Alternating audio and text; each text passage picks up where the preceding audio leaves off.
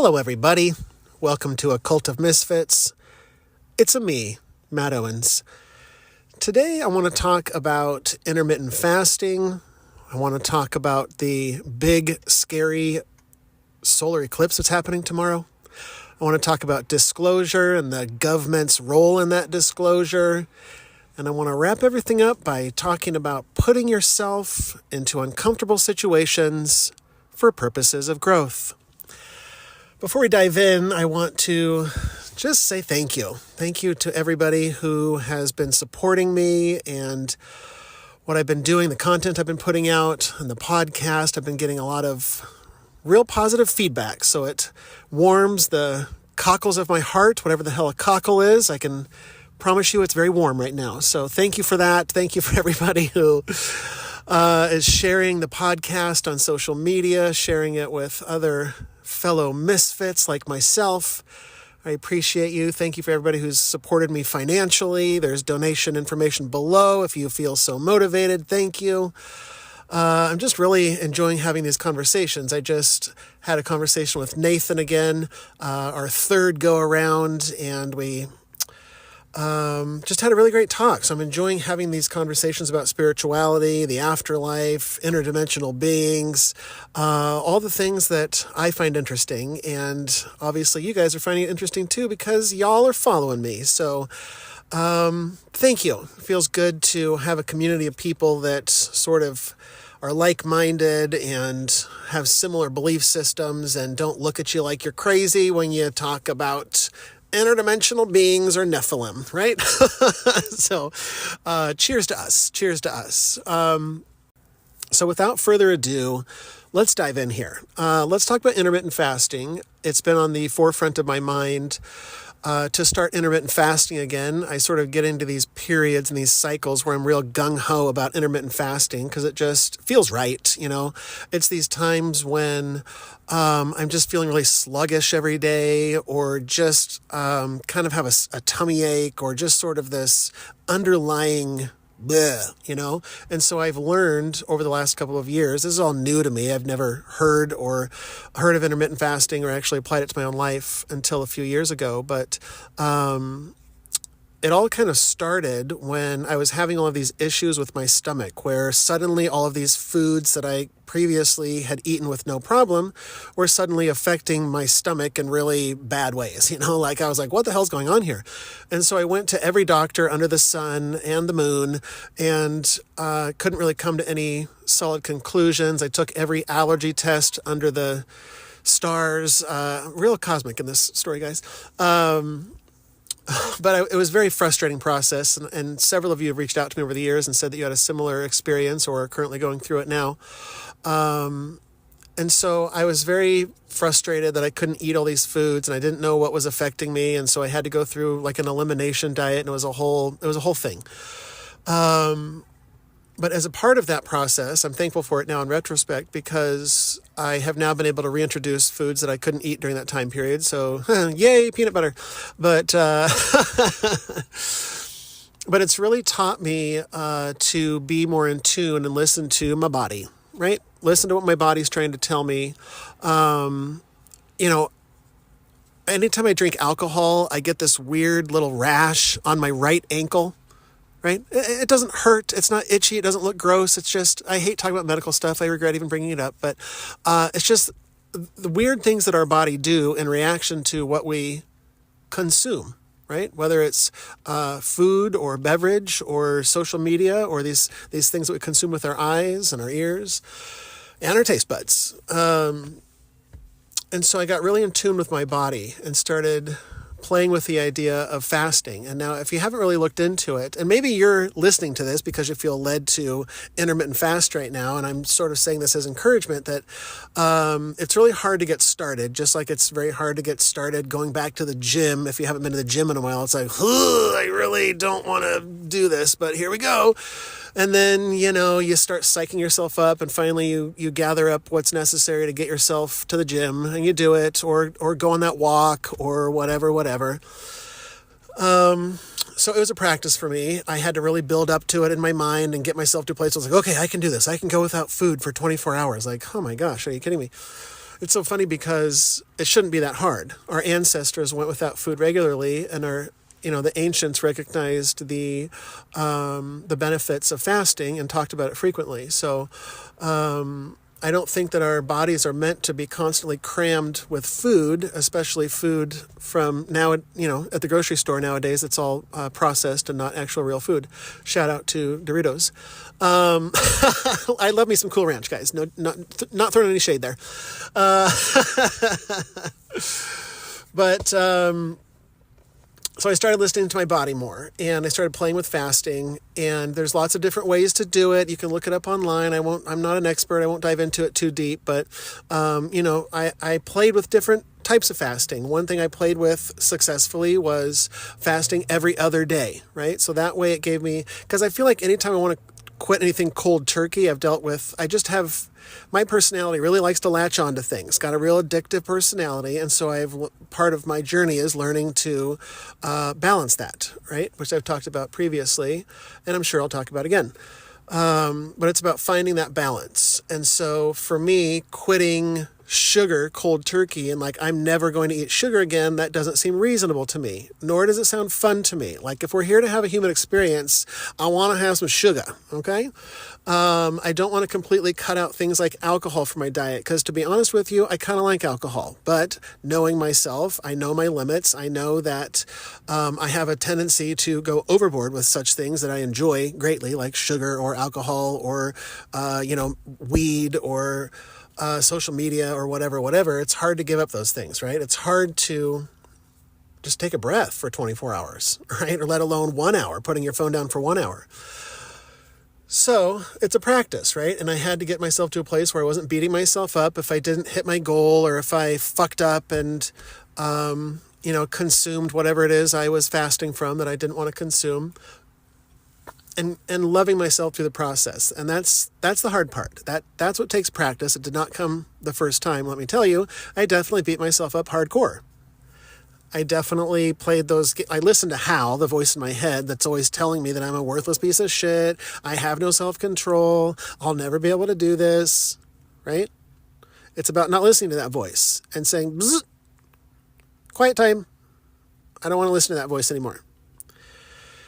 And just saying, I'm trying my best. I'm on a good path. I'm going to get there eventually. I'm just going to keep forging forward. Maybe I'm not going to try this again for a few days, maybe another week. Maybe I just need to, go easy on myself. So that's part of the process too. Another way to fast is, it was the 9 to 5. So you can only eat in between the windows of 9 a.m. and 5 p.m. Because I often would eat late at night and then, not sleep very well, which, should come as no surprise that my body is trying to digest all of those carbs. It's always carbs, right? I'm trying to digest all of these carbs and sleep at the same time. And it's incongruous. Guys, I don't think that's a word, but just go with it. It doesn't work. It doesn't work. So I like the 5 p.m. cutoff because then it allows me to eat what I want.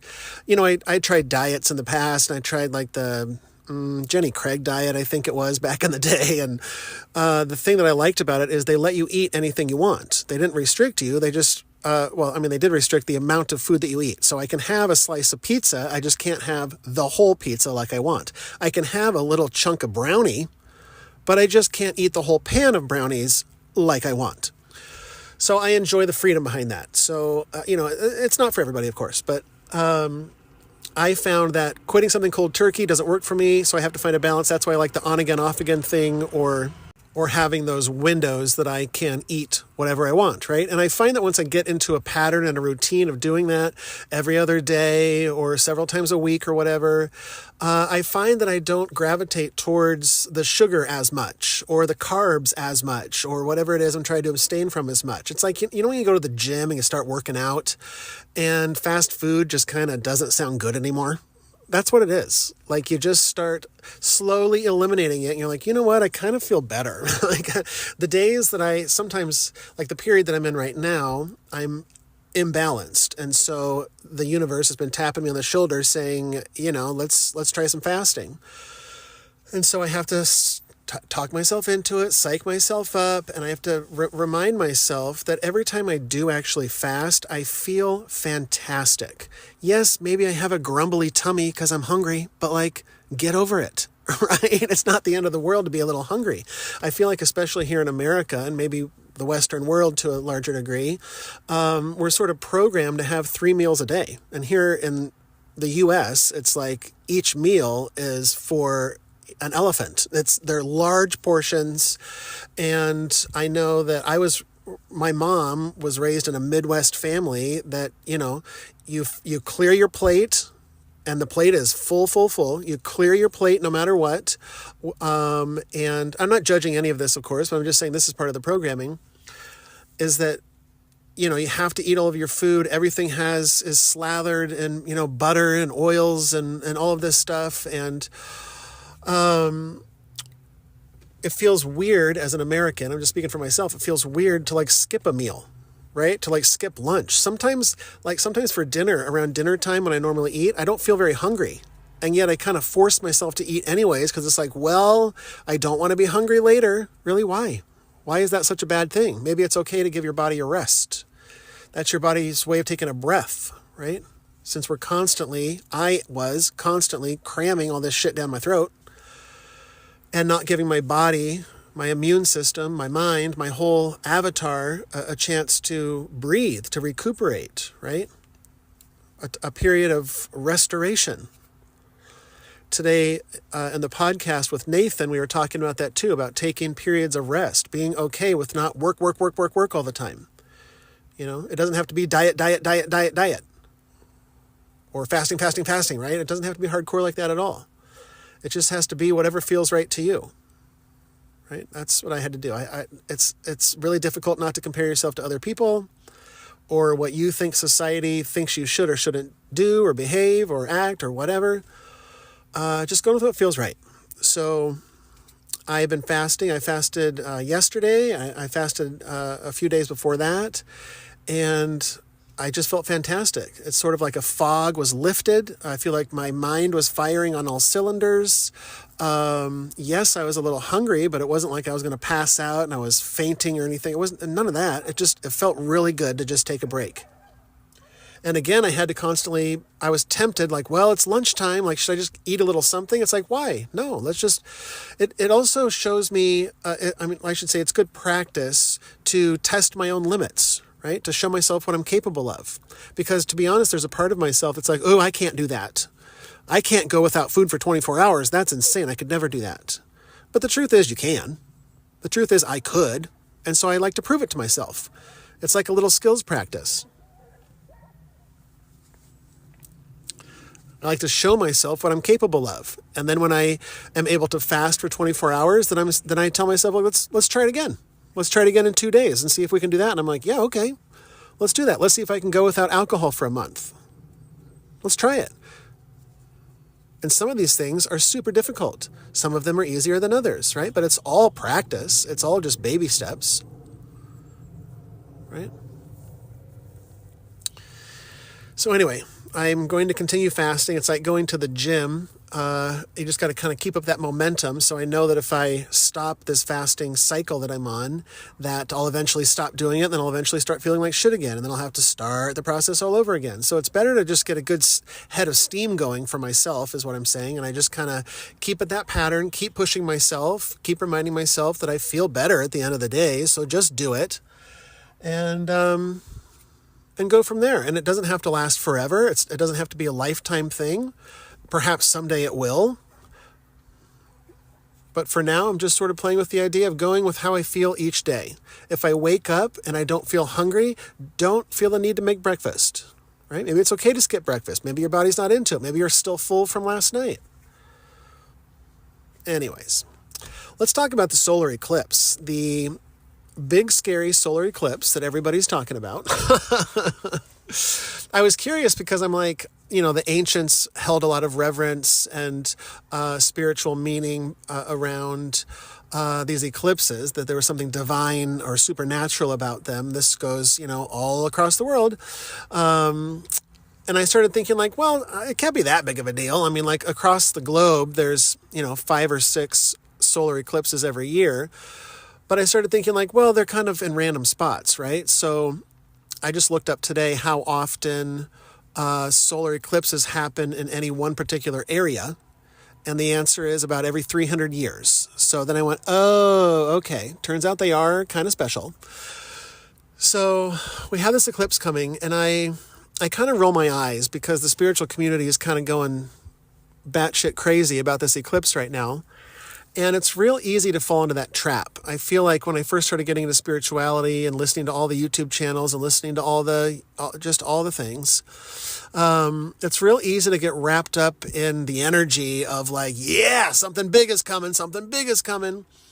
And I found myself getting really excited and like the end is near, or this is all finally going down, or the savior is coming, or the paradigm shift is coming, or the solar event is coming. It's always something is coming that's going to change all of this and rescue us or reset everything in a way that's positive and beneficial for all of mankind, right? We're waiting for this big transition to the 5D or whatever, new earth or whatever, right? And I don't say it to mock any of it because I believe in most of it. I think we are headed towards something like that. But it's really easy to get wrapped up in things on the calendar, or, the 8/8 portal is coming, everybody, like, it's going to change everything, or, this full moon is going to be bigger than all the others, like, get ready, here we go. Or it all feels like Y2K. It all feels like this big buildup and like, here we go, let's do this. And then literally nothing happens, right?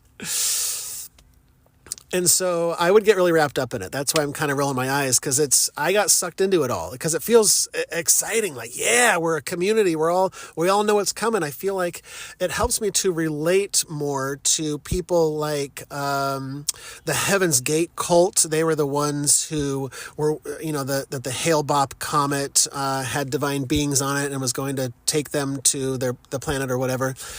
And they were all waiting for it, and here we go. And then they all committed suicide, right? So who knows where they're at now? They might be on Pluto for all we know, but shout out to that crew, wherever they're at in time and space. But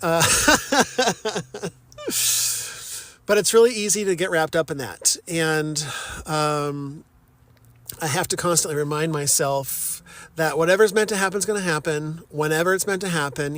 We're basing a lot of this stuff too on the Gregorian calendar, which is not the calendar that the ancients were using at all. There used to be a 13-month calendar. There's a whole thing about that. And, we used to be more in tune with the cycles of the moon and the grand procession of you know what I'm saying, the grand procession of the celestial objects, right? of everything. And so we've definitely shifted to a new calendar. So when the calendar is lined up and the date is 1, 2, 3, 4 or whatever, and it's like, oh man, something special is happening, a portal is opening. It's like, well, I'll believe it when I see it. Like, maybe the portal is just energetic and it's not meant to be visually seen. That's fine. I get it. And I'm not making fun of any of this because I kind of believe in all of it, but it's like, I just get my hopes up, and I don't like getting my hopes up. I don't like waiting for something to save us, because that's kind of what the energy is like, that we're going to be saved from this 3D world, or this, the Yuga cycle that we're currently in, or, whatever, right? That we need to be rescued or whatever. And we're just kind of like, I don't like the air of hope. I gave up the idea of hope several years ago. I don't mean to sound despairing, but hope is kind of a desperate energy. That's sort of how I view it, is hope, because what you're doing is you're hoping for something that's not here yet. You're hoping to be transported into a new realm, or you're hoping that, these societal things will shift and change. You're hoping that your life will change. You're hoping for something that's not currently in your now. Right? By doing that, I feel like I was constantly projecting myself into the future. I can't wait for that to happen.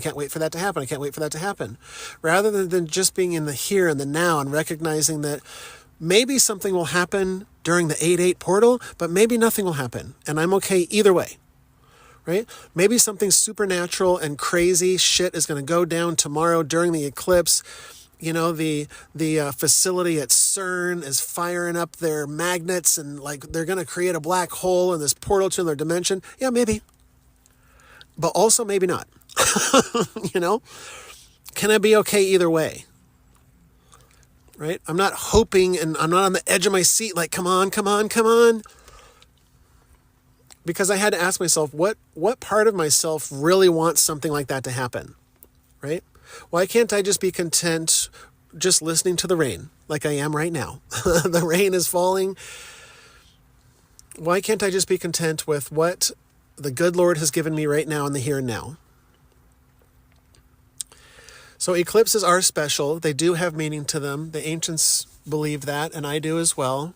And I don't mean to dismiss any of it, of course. But I'm just trying not to practice. I'm trying not to project myself into the future. Right? Waiting for some event. Is some event coming? Maybe. Maybe some world-ending cataclysm or, a revelation of disclosure and the aliens are among us and all this stuff. Like, sure, maybe. But at some point it starts to make me a little crazy. Right? Just endlessly thinking about it and not knowing. And at some point I have to just recognize that I'm not meant to know everything. We are not meant to know everything. I heard a really useful quote a few days ago. Somebody was talking about in a podcast that stuck with me, and I'll share it with you. I don't remember who said it, but shout out to whoever they are. It wasn't me. Oftentimes I'm trying to absorb all of this cosmic knowledge and wisdom, this gnosis. But I have to remember that my human brain can only absorb so much, right? The human avatar can only handle so much energy, especially if it's that sweet, sweet divine energy, right? Cosmic knowledge, the good shit. And so in an ocean of vast cosmic knowledge that I'm trying to absorb, the quote was to imagine that I am a teacup and that I'm trying to absorb this ocean of cosmic knowledge and pour it inside my tiny little teacup.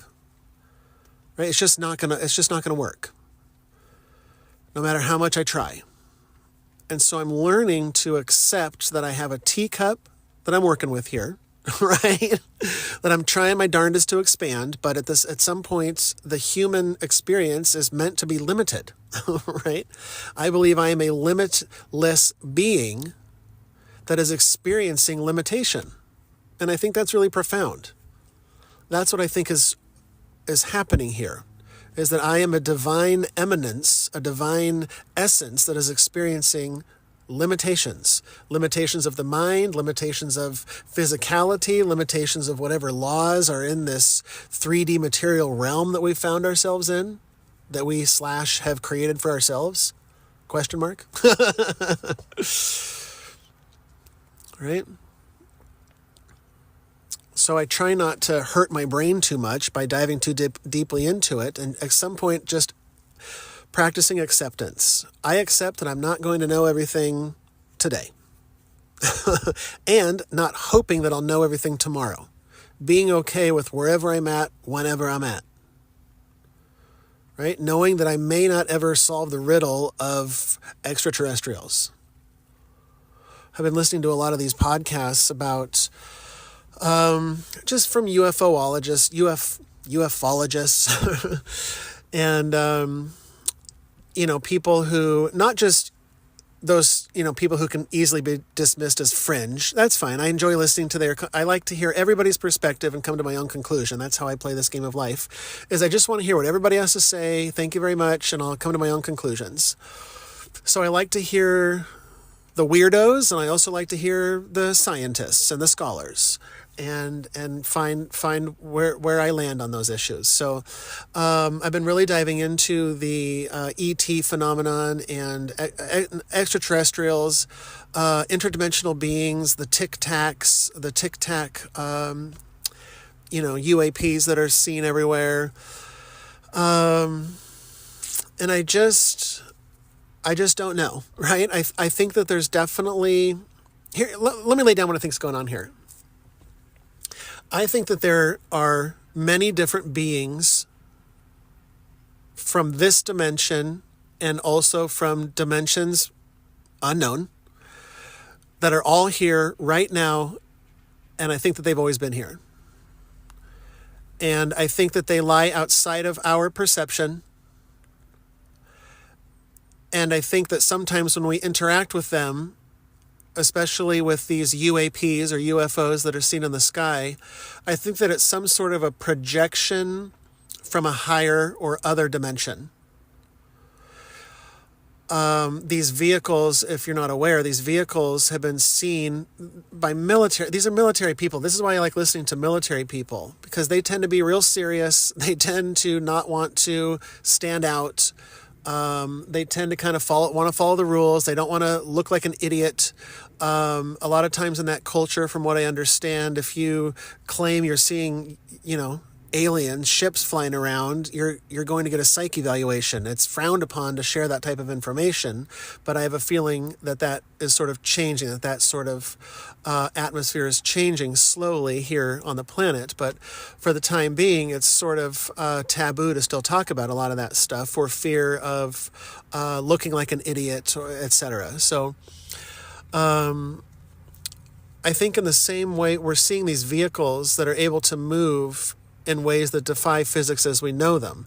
Like there'll be they look like Tic Tacs or like a propane cylinder, like these white cylindrical vehicles that we'll see them hovering at like 50,000 feet, which is just outside the atmosphere. And then they will descend down to sea level in the period of like 1.2 seconds. Just bloop. Now they're above the sea.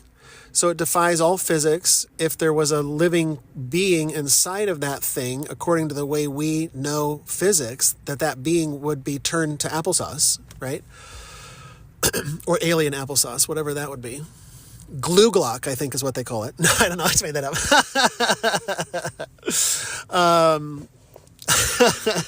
They turn to loosh is what happens, I think, guys. They just turn to loosh. So anyway, there's these vehicles that aren't operating in a way that we understand space and time and physics, okay? The fabric of everything. And so they're real head scratchers. And so what I'm wondering is if they're just projections from a higher dimension, in the same way that we are in the 3D dimension or realm, and we cast a shadow upon the sidewalk. That shadow is a 2D version of us, right? You can still see it. It's still visible. It's just in a shadow form. It's not in my 3D Matt Owens form that we can see.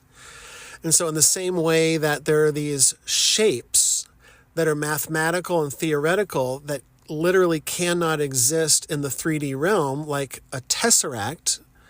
A tesseract is a 4D shape that our brains literally can't comprehend, but we can kind of try to wrap our mind around it a little bit. Like the concept of infinity, it's like, yeah, I kind of get it, but not really. Like, so when does it end? Our brains can't really compute that sort of thing. So there are these objects that are in higher dimensions that we literally can't comprehend that I think are sort of manifesting here in our 3D realm the same way that we would cast a shadow on the ground. And it's sort of a representation of the higher realm, but not really a complete picture of what it actually is, right? As above, so below. If you missed my last episode, and I talked about the emerald tablets, which is where that phrase, as above, so below, comes from. So if you're interested in hearing about Hermes, Trismegistus, and Thoth, the Egyptian god, and the emerald tablets, super interesting, check it out. But where was I? It's just this idea that I think that if you want to believe what the ancients have all told us, across the board, all the continents, all the origin stories, they all talk about these divine beings coming down and living amongst us. They all talk about how the gods created us. And I think that this might be, and that the gods lived amongst us and took over territories eventually and bred with the humans and created these monstrosities, and all of it had to be wiped clean through the Great Flood. But I think that they've always been here to some degree. And from what I understand, there's these guys from these UFO research teams that the government's put out to just sort of look into the whole UAP phenomenon. Guys like David Grush, you know, one of the guys that testified before Congress saying that all of this was real. Guys like that, his job, and I tend to believe him, but I'm not 100%, by the way, for those of you that are interested. I mostly believe what he's saying, but it's just kind of, you know, he's so dodgy. There's so many things that these guys can't talk about because of classified information, but I don't fully understand how the system works. How come they are like, yeah, okay, sure, you can talk about all these things that you saw, but don't talk about that, and don't talk about that. Like, how come they're letting some things through and not other things? Also, I mean, these are guys that often work in branches of intelligence agencies, and I already have a general distrust of the government, let alone the intelligence agencies and these, you know, secret arms of the government that are operating, you know, behind closed doors and without impunity and no oversight, and nobody knows what the hell they're doing. I just got a lot of questions, right? So these guys that are in charge, I listened to the British guy, I don't remember his name, but he's kind of a big deal in the UFO communities, but the British guy that was in charge of their UFO investigative arm, what these guys report time and time and time again, all these different officers, they're saying, you know what, a part of the reason why it hasn't been released yet, part of the reason why they're hiding it is because of public reaction, and I don't know what that means. They don't ever elaborate on what the public reaction might be, but I have a feeling it has to do with religion of some sort. And it's going to be something that is either going to shatter people's worldview, like telling somebody that there is no God, or that Yahweh was this divine being, but he died, or there is no God, but our God is actually just a bunch of aliens from a different dimension. Like, I think that would freak a lot of people out. And what these guys are reporting also is they're saying that there's a lot of people in the Pentagon, for example, and these branches of government that have a religious belief system that aliens are demons. And that's still a very prevalent belief within these parts of the government. And so I think a large part of it is that maybe these beings are repulsive looking. Maybe they look like demons and would scare the shit out of 90% of the Earth population, right? Maybe it's something that's just really disturbing on a visceral level, like they either look disgusting, or that there's some, I believe there isn't just one species or whatever you want to call it here on the planet, but I definitely think there are benevolent beings here that are guiding us and watching after us as the ancients told us there are. But I also believe that there are malevolent beings that are up to no good, right? That are interested in chaos and destruction and darkness. And then I think that there are beings everywhere in between, right? Across the whole spectrum. And it really just makes me think, right? But I think a large component of disclosure is going to be people being okay with their idea of how things work being shattered. And, you know, I haven't heard too many people talking about it. You know, in conversation, I like to bring up the David Grush thing in front of the Senate and what he talked about to people in conversation. And some people are interested in it, but most people are like, oh yeah, crazy. I don't know. Maybe there are, maybe there aren't. And that's it.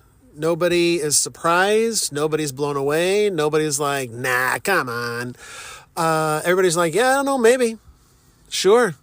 My uncle thought he saw something one time, or they tell me a story. And so I don't think disclosure is going to be, surprise, there's aliens. I think that we're past that. I think that most people understand that reasonably. But I think that there still is a fear, especially amongst those who consider themselves religious. I've spoken to several of them myself that believe that they are demons. And that there's some dark shit there that we are not meant to touch or deal with, right?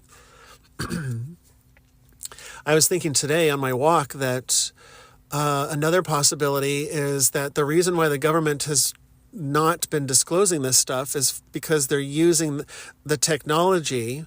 There's often these crashed craft right, that have non-human biologics on it, whatever that means. So there's these non-human beings on board these crashed aircraft that the United States government and other governments, I assume, have recovered, and that they're reverse engineering this technology to try to use it for military purposes. So part of me wonders if part of the big secrecy is around this technology or things that the government has discovered about the nature of reality itself, or this technology that would fundamentally change human civilization in a positive way, but instead they've chosen to take that technology for themselves in order to use it for military purposes of power and control. And they're too embarrassed to let all of us know that they've found this amazing new technology that will allow them to visit other worlds, perhaps, or to visit other dimensions, or to speak to these beings in a real way. But that they're selfishly keeping it for themselves for military purposes, right? And I think that'd be very interesting if that were the case, and it wouldn't surprise me at all. And this is just a hunch. This is just sort of a feeling that I'm playing with. They're obviously because I always wonder, like, why are they hiding it for so long? It has to go beyond, like, the public can't handle if there's aliens. It has to go deeper than that. So either it's that they've always been here and that they're invisible to us currently, but they're literally everywhere watching us. That would freak a lot of people out. That would freak a lot of people out to know that, you turn on the light switch and there's 20 interdimensional beings in your kitchen staring at you. Right? So maybe there's a reason why they keep themselves invisible to us. Because I wonder if it would scare the shit out of us. Or most people, right? Thinking there's an invasion or something, right? Going to the worst possible scenarios. It's not to say that they're not demons, because I believe there are demons. But what is a demon to me may be different than what a demon is to you, just a malevolent energy or a malevolent being, right? And I think they're here too, and I don't think they're meant to be feared. I think perhaps they feed upon our fear in some way, right? The idea of loosh or our spirit juice, let's just call it spirit juice, guys, that they're suckling our sweet, precious spirit juice. I like that better than loosh. So yeah, I definitely think there's some of that going on too. But, these guys from the military who are studying and investigating all of what these guys, their job is if you reported that you saw something, they would go and interview you and ask you what you saw, what time of day, what did the craft look like, can you draw a picture? Like, they actually want to get a good idea of what's going on here and compile that information. And what these guys come back and say is that 95% of all UAP sightings is something that can easily be explained. They said that sometimes they got to get the evidence, they got to put the pieces together, they got to work it out, but with 95% of all the cases they interact with, they know what it was. Whether it was some classified drone or some government thing, some reverse engineered something that the government created, that's probably what it was. And to us, it may look like a UFO because we don't know what the hell they're creating, right? Not just the government, but really they contract this stuff out to these aerospace corporations that are able to keep the secrets better than the government is, because they're a private corporation. You can't look at what they're doing at all times. So I believe that also there needs to be more transparency with the aerospace companies that are allegedly housing all of this alien technology, right? So 95% is accounted for, but they all said separately, there's about 5% of cases that they have no idea what the hell that was. No explanation for what that was, no explanation for how it behaved that way. It's just a big question mark. And so that's what I care about. That's what I find very interesting, right? So I'm curious to see if Congress will do another hearing, and I wonder if part of the government's plan is to kind of slow roll this stuff out, because I think that it's going to be very incriminating to them, right? They're going to look real bad in this. And so that's why I feel like they're holding it real tight to the chest, because they know, I think, that the people are not going to be happy. The same thing with the JFK files. They still remain classified who knows why? It's because they would implicate themselves in it. I think that the government, various branches, I think they all were sort of, I was going to say gunning for JFK, but that's literally what they were doing. So no pun intended there. But yeah, I think that it would imply. I think that the documents, when they come out and are unclassified, it'll show that that the government did it, right? And I don't think that they want to start admitting some of the things that they've done. So they just try to keep it tightly wrapped. And I'm also curious on a deeper level just how long this is going to play out. How long do they think they can keep it? I feel like we're entering a time of transparency. I talked about this in the podcast at length with Nathan as well, that I think, and he believes as well, that that we're entering a time of transparency. I talked about how we're entering a time of the apocalypse. The apocalypse translates to a revealing. It translates to a revealing of something that has been covered up. So I think we're entering this time of the apocalypse where we're starting to see things that we haven't seen in a while, right? I don't think the government was always so secretive, especially not to this level that it is today. I think it started around World War II. It started with when the U.S. started creating these nuclear bombs and this nuclear technology. I think that's when the government started keeping wraps on stuff and secrets on, secret projects and classified information for, military purposes and keeping the country safe, etc. And it's just been ratcheted up ever since then. And I think we've just been giving away our liberties ever since then, especially after 9/11, etc. And so I'm really curious how much longer this is going to last. Right? Because nothing lasts forever, of course. And I'm not insinuating anything, violent or dismantling the government or anything, but I'm just curious about how this is going to unfold, because the government seems really intent on keeping a lot of things secret from us. And a lot of Americans are sort of waking up, and other countries as well, are sort of waking up to like, oh, hold on a minute now. This is a government of the people, for the people, and you're being real sneaky over there. And I don't like what you're doing over there. But I feel like a lot of us, myself included, feel helpless, like there's nothing we can do about it. And I don't think voting is the answer, because we're just voting more politicians into the cesspool, right? Into the great machine that has just sort of taken over everything, that is run by the corporations. And I didn't expect to go on a political rant, but I just feel like we're sort of heading off a cliff here. I feel like most people aren't aware that there's a very good chance our economy is going to collapse in the very near future. Like, I don't know if you guys are aware of that or not, but the government just keeps creating more and more money, which it loses its value if you do that. I'm not an economist. I'm not even an expert at all in this. I just have a very basic understanding of how the economies work. And we're going downhill real fast, right?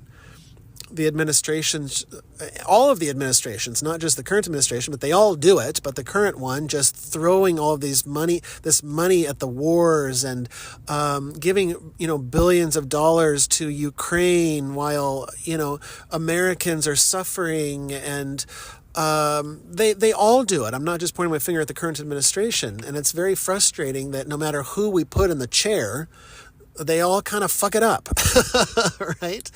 And I've gotten fed up with it. I don't vote anymore. I don't follow the news anymore. I just don't want to play the game anymore. And I feel like when enough Americans or enough citizens finally decide that they're fed up enough, then that's when something changes, right? When people aren't able to buy groceries anymore like they used to, or when it costs too much money to live where they currently are anymore because their dollar is becoming more and more worthless every day because the government is pumping up more and more money every day. Like, this is where it's going, right?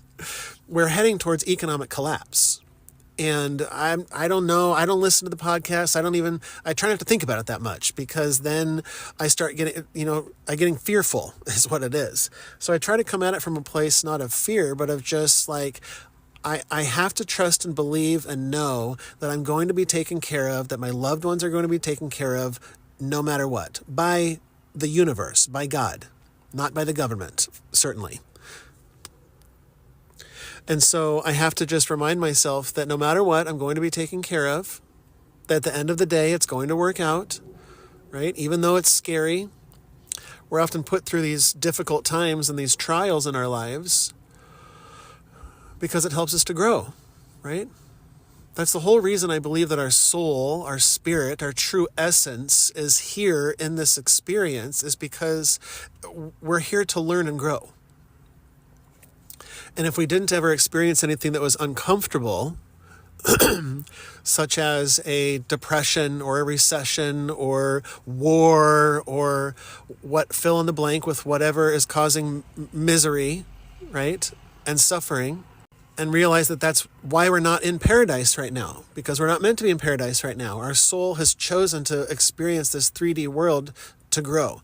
So what I've been doing the last several years is, once I sort of realized what was going on here, that, to not worry so much about things in the physical world, to practice living in the world but not of the world, right? By disconnecting from all of that, by not throwing my fist in the air about the government and all the things that they're doing wrong, and those people and the bad guys and, the tyrants and all those bad people and what they're doing, and to sort of just detach from all of that.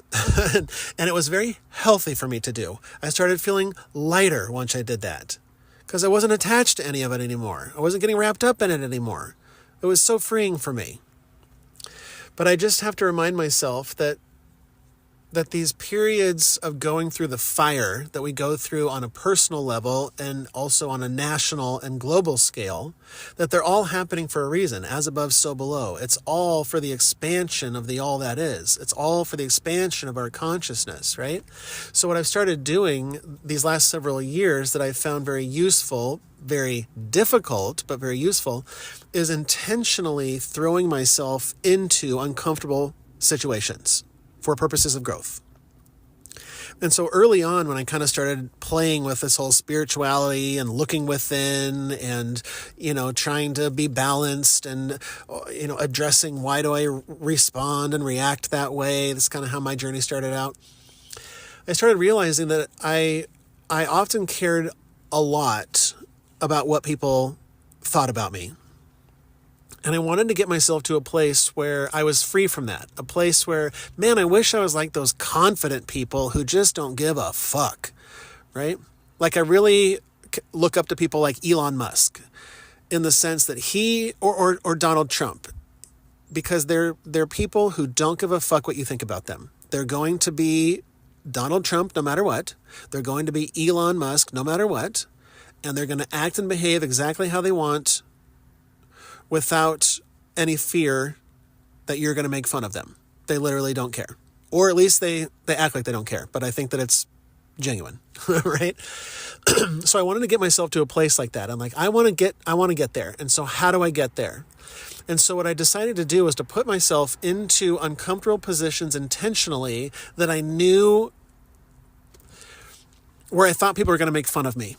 For example, I used to be very body conscious, and I know that most people talk about it like it's an issue with girls only, girls having body image issues, bulimia or whatever. But it also a lot of guys do, and I know there's a stigma around talking about it. That's why I talk about it. Just to be transparent and vulnerable and not be scared of people making fun of me or thinking that I'm wimpy or whatever the voice in my head is trying to tell me. It's all just stories, all just nonsense. So I was very embarrassed of my body. I'm not blaming her, but my mother grew up as a child model. And so looks and beauty were always very important. Her mother always made sure that she was beautiful and perfect and her hair was done, and she had to look like a model all the time, and there was a lot of pressure around that, around body image issues and having to look the right way, etc. And so that, of course, translated down, and I had body image issues. I always felt like I was too fat. And I was about 80 pounds heavier several years ago, so I have lost a bunch of weight as a part of that process I was talking about earlier of intermittent fasting and listening to my body and starting to exercise and stuff like that. So I actually was significantly fatter, but it's not about that. It's about just being comfortable with who you are, right? And so that's difficult for many of us, myself included. So I wanted to get myself to a place where I didn't give a fuck what people thought about my body, right? And so one of the first things I did to start stepping in that direction, as an example, is I had just bought a brand new button-down, kind of like a dress shirt, right? Like a nice looking shirt. And so at the time I was married, we were going to a friend's barbecue, but it was more of an acquaintance. I didn't really know anybody there. I kind of didn't know this person that well. I had previously dealt with a lot of social anxiety that I have worked through successfully the past several years, but almost crippling social anxiety, going to barbecues and parties and holiday shit and all that stuff. And so I was already stressed out because I didn't know anybody there and how long are we going to have to stay. And, I always want to just be the weirdo in the corner, just on my cell phone because I don't want to talk to anybody because I don't want to fucking talk to anybody. That has changed, by the way. I've changed. But, so I was already very stressed out and uncomfortable, and I put on this, new shirt to go to the barbecue. And it was kind of tight. It was kind of tight around the chest and the shoulders, but it was a great pattern. I liked it. I was like, I don't know. So I went into my wife at the time and I was like, what's the deal with this shirt? Is it too small? Like, did I fuck up here? Or like, is this passable? I don't want to look because I felt like a Chippendales dancer. I felt like I was wearing this skin tight, shirt, to show off my pecs. And, I felt like, putting baby oil all over my body. Like I kind of felt gross a little bit, guys. So I was like, I don't want to be pervy. I feel kind of like this might be uncomfortable. And she looked at me and she was like, and I always appreciate honesty, and she was always very honest. And so she was like, well, yeah, it's a little tight. It's a little tight. And so I was like, damn it. Okay, I knew it. Because I was kind of excited to wear the new shirt. You know how you get like, I can't wait to take this out for a spin, right? So I want to take this thing for a spin. I can't wait to show everybody. And then I got a little deflated because I realized it's borderline inappropriate to wear this shirt. Like, it's really tight. So kind of dejected. I took it off and I was going through the closet trying to figure out what else I was going to wear to this stupid barbecue. And then Spirit whispered in my ear and said, remember how you're trying to conquer your fear of other people judging you? Now is a perfect opportunity to wear the shirt that's too small. And I was like, oh boy, I don't know if I'm ready for that. I don't know if I'm ready for that. That seems kind of like a lot.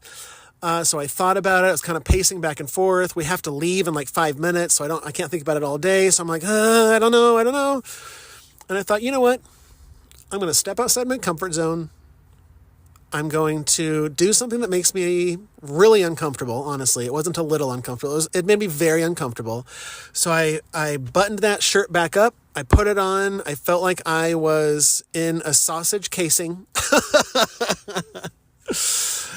And my wife came out from the bathroom and she was like, oh, are you still wearing that shirt? And I said, yep, I'm wearing the shirt. And she's like, okay.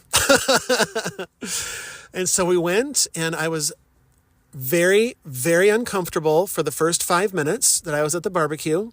And then I thought, you know what? Who fucking cares? Who fucking cares? It's just a shirt. It's just a piece of fabric. Nobody's looking at you, right? I had to continually tell myself this in the corner as I was away from everybody. Because I had to remind myself that, if there's somebody wearing an ugly shirt or something that's too small or whatever, I don't care. I know a lot of people are judgmental out there, and There was times in my past where I was judgmental, so don't get me wrong here, but for the most part, like if I can see somebody's butt crack when they're bending over or something, I don't give a fuck. Like, okay, cool, whatever. And I've kind of always been that way. So I had to remind myself, like, if somebody's wearing a shirt that was too tight, I literally would not care. So nobody's looking at me, and this is all in my head, and I'm just going to stop thinking about it. So that's what I did. I just stopped thinking about it, and I was like, it's just a shirt, it's just a shirt, it's just a shirt. And then I got through it, and I felt like I had gone through the fire. And it may sound silly to you if you don't have any body image issues, or if it sounds like a silly example, but just fill in that blank for whatever it is that makes you uncomfortable, right? That makes you nervous that people are going to judge you.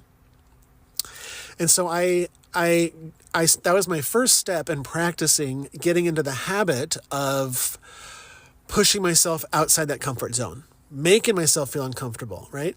Because when I left the house, I always had to make sure that every single hair on my head was perfectly combed over. I had hair product in it, so it looked perfect. I had to make sure that my shirt was ironed. I would iron every single shirt before I left the house. Sometimes my pants too, sometimes like my jeans. I was very anal about making sure there wasn't one wrinkle on my outfits. And a lot of it has to do with how I was raised, where my mom would often have us look perfect and have to be presentable, right? And so I got into this programming of, there's no blame there either, of course. I'm just giving you context. But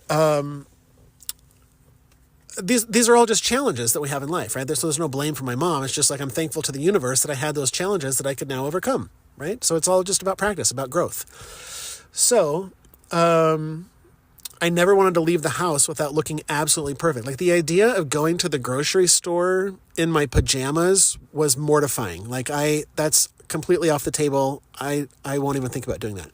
So then guess what I did? I went to the fucking grocery store in my pajamas. Because I don't want to be scared of that shit anymore.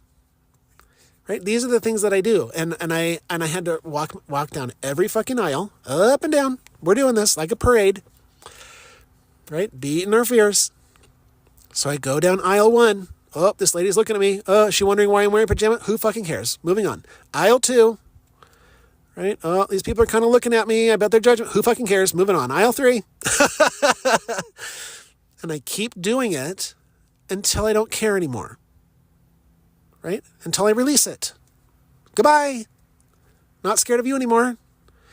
So for those of you that are looking to cultivate more confidence in your life, to care less what people think about you, these are some of the things that I do. And the final example that I'll leave with you is several years ago, the universe suggested that in order to face this fear that I try stand-up comedy. And I was like, nope, I am not doing stand-up comedy in front of an audience. That seems too scary, too big, and I'm not interested. Well, the universe is persistent, as you know, and so I continually got that nudge to try stand-up comedy. So I was like, fine, I'll try stand-up comedy. So I have been a big fan of stand-up comedy my whole life, essentially, thanks to my dad. My dad was always a big fan of stand-up comedy. Him and I eventually, as I got older, our preferences and tastes diverged. He was always really into the clean, squeaky clean stand-up comedians, no swearing, no dirty talk. And I sort of branched out. I like the smut guys. I like, the curse words never bothered me. So, he sort of, planted that seed for me of stand-up comedy. So I thought like, well, I do kind of understand the format.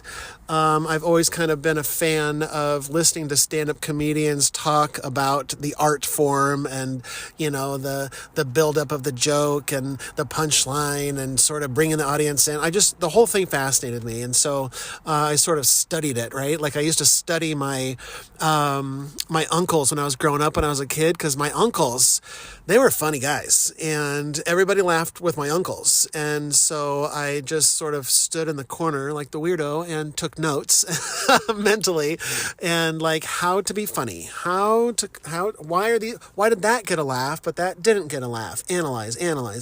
So I thought like, well, me doing stand-up comedy is not outside of the realm of the impossible or the insane. So I was like, you know what?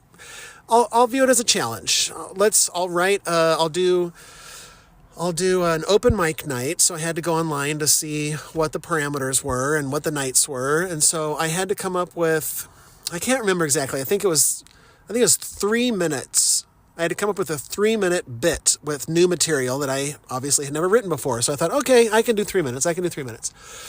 So it turns out it's more difficult than it seems, right? Like, it's hard to write jokes, let alone jokes that are actually funny or entertaining.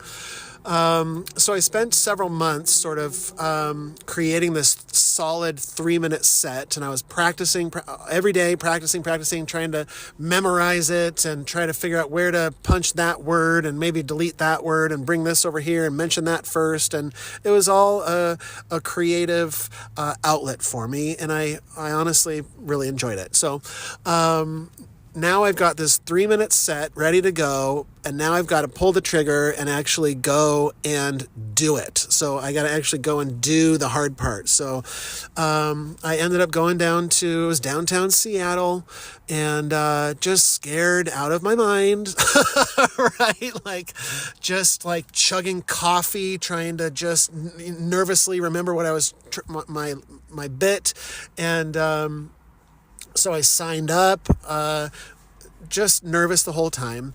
And finally they called my name up, and I was like, get up, right? Like, part of me was like, don't get up. And that was just the fear. So they called my name, and I got up to the stage and nervously said, like, hey guys, this is, my first time doing stand-up. And they all kind of cheered. They were all encouraging. And I was like, okay, I can do this. So I started doing my set, and I was getting laughs, and that encouraged me to, the fear started to melt away, and I was like, okay, I'm doing this. Like, people are laughing at what I'm saying, and I'm kind of feeling like on cloud 9 over here. Like, this is pretty intoxicating, actually, having all these people laugh at you. The thing is, when you're on the stage with the bright lights, you can't actually see any of the faces, so you just kind of like feel their vibe and just hear the laughter, right? So it felt so good. I ended my set perfectly, got a big laugh, got a bunch of, everybody was applauding, and I was like, I felt like I was on top of the world, right? I felt like the funniest person alive. I felt like the most talented comedian that had ever been born, right? I just felt amazing. And so I thought, yes, I went away on that just high, thinking about it and reliving it in my mind. Like, after my set, I went to the bathroom because I had to pee because I was so freaking nervous. And as I was in the bathroom, all these different guys were like congratulating me, saying, hey man, that was a great set. That was really funny for your first time. Like, that was great. And I just felt like a superstar. So I thought, like, well, it took me a few months to write a 3-minute set. I'm going to write another 3-minute set. Like, let's do this. So I spent another month or so, spending all my time honing in this new 3-minute set. Hilarious jokes, making sure the punchlines came at the right time. Just like, it's an art form. And so finally I got it, and I'm just ready to blow their socks off again. So I signed back up again for another open mic night a few months later.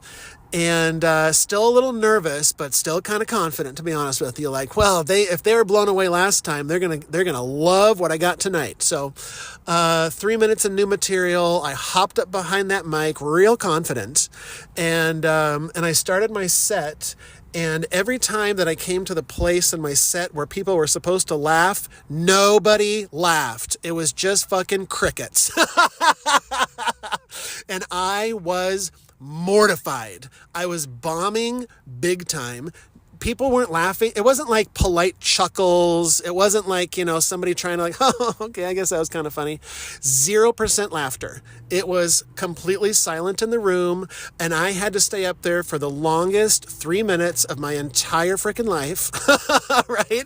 Just totally eating it for 3 solid minutes, and I could feel every eyeball in the room. Even though I couldn't see them, I could feel them, and they were all glaring at me like, get off the fucking stage, boo. But they didn't boo me. but it was brutal. And so that concluded my stand-up career. I officially did it twice, and I'm not opposed to doing another open mic now. I feel more comfortable speaking in front of people, but that's the whole point, is the universe was like, do you want to pursue this? Because I know that if I wanted to, I could, and I believe I could be successful at whatever I put my mind to. Thank you very much. And so can you. But I thought about stand-up a lot, and I was willing to put myself back up there again and get back on the horse. I didn't want to feel like I was quitting after one bad set. Like, give me a break. Because I know that's just part of the game. I definitely know that there are A-list stand-up comedians that definitely go up there and just bomb, depending on, everything, the energy of the room, the mood, the comedian's mood, a lot of factors, right? So I was really questioning if I was giving up, and I didn't want to give up, but I didn't like the idea of creating a structured dialogue that I say over and over again every night, because what that meant for me was down the road, if I was going to start becoming a comedian and traveling and going on the road and performing at these different places, essentially I'd be performing the same set over and over and over and over again, trying to hone the set, right? And that did not sound very appealing to me. It didn't sound appealing to me to work on the same set, eventually with the goal of creating, 30 minutes of solid material and eventually 60 minutes of solid material or whatever, to sort of work my way up. I didn't know if I was interested in that process, because it seemed creatively restrictive to me at the time. Oh, it still does, honestly. I like the idea of doing a podcast. That's why I sort of sidestepped, because I was like, okay, I can see why the universe is pushing me to do more things in front of a live audience. I just don't necessarily want it to be in front of a stand-up audience. So as long as I'm performing live, because when you go live, if you haven't done it, going live on Instagram or live on YouTube or whatever, or live on Twitter like I record, it's scary as hell. Even if there's just one person watching you, it's like there's somebody sitting there listening to what I'm saying live. So I don't want to fuck up. I don't want to stumble my words. I don't want to act like an idiot. Like you start getting into your head and it fucks with you, right? So I thought, like, I can see why the universe is pushing me to do this. So I'm choosing to do podcasting instead, or YouTube or whatever. And I just started pursuing that. So for the last several years, that's what this journey has been about for me, is just sort of finding this niche where I feel comfortable. And I finally do feel like this is sort of where I'm meant to be. I like the format of these podcasts because I don't have to just say the same thing every night to you guys over and over again like a comedian would. I have the freedom to talk about whatever the hell I want and to kind of riff off of whatever happens to be popping into my brain at the time. And sometimes it's really deep and philosophical, and sometimes it's silly, and all of those are okay. That's just a part of this process. So I'm the type of person that always sort of has that need to have a creative outlet, and so and to sort of feel like I'm living on the edge and sort of right on the edge of my comfort zone, right? I always, when the podcasting becomes too easy, then it's time to start mixing stuff up a little bit and trying something new. And so that's exactly the reason why I've been having these conversations on the podcast with Nathan, and looking to bring other people on the podcast as well, because I'm used to talking by myself, and now I'm stepping outside my comfort zone and talking with other people, right? And balancing what it's like to have a conversation on a podcast successfully with somebody. So those are some of the things that I did in my own life to just sort of continually push myself outside my comfort zone. I also found that oftentimes when I was in a rut, and I was feeling listless, not even depressed, but that's usually sort of an underlying current to it as well, but just sort of feeling the doldrums, like, nothing matters, nothing, who cares about any of this shit, right? Like, life is meaningless, all that, all that stuff. I find that a good old-fashioned shove out of my comfort zone will often get me out of that funk, right? Because now I got to start thinking on my feet. Now I'm in new territory. Now if I don't start swimming, I'm going to sink. So I need to figure shit out. And so I found that it's a really useful tool to kick my own ass outside of my own comfort zone. don't ask how I do it, guys. I'm very flexible. No, I don't know. But not just for purposes of growth, but it also helps to just shake things up a little bit, shake the energy up, right? When things get a little too comfortable for me. And then I find that feeling of being in a rut sort of dissolves, because now I have something new to concentrate on and to focus on, rather than all of the things that are wrong in my life, or all the things that aren't working in my life, or that I don't have in my life. And so, yeah, that's part of the reason why I started doing this. And now I still struggle with it today, this stepping outside my comfort zone, but I've been doing it so often as practice that it's sort of becoming second nature. Like I talked about fasting, that took me several days. It actually took me about a week to finally, okay, fine, I'll fucking fast again. And then I did it and I was like, ooh, that felt really good. Like, what took me so long to do that? I felt really good. So this is just maybe to encourage you, using my own life as an example. Some of the things I do to shake it up a little bit and move the energy around a little bit and try new things a little bit, right?